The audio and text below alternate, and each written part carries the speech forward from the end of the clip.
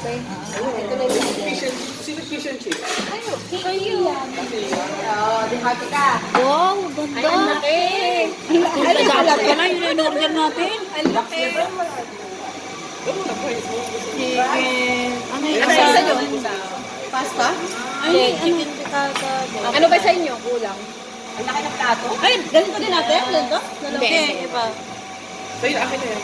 Ayun. Sa'yo. Extra ka lang. Kami share daw. Kayo pa, isa pa sa inyo. Oo. Ano pa yung sa inyo?